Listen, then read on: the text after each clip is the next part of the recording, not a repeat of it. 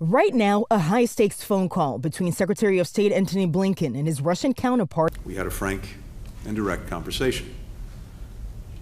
I pressed the Kremlin to accept the substantial proposal.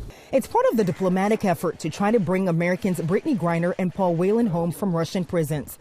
Russian Foreign Minister Sergei Lavrov now apparently open to discussing the possible prisoner swap the U.S. offered weeks ago and publicly revealed this week.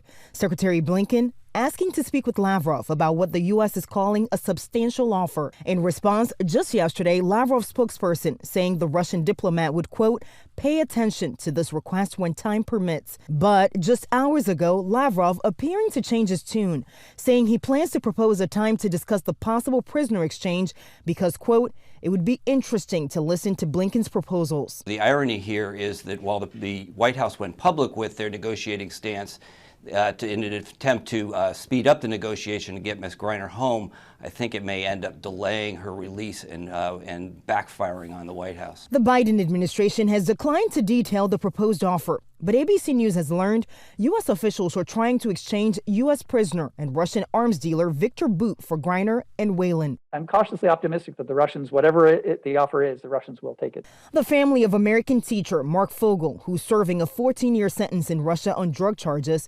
disappointed he's not part of the current offer. And he needs to be part of this deal. And it's still unclear if and when Russia will actually agree to the offer, but the White House says the issue of Americans detained abroad is a priority for President Biden. In Washington, Faith Abube, ABC News.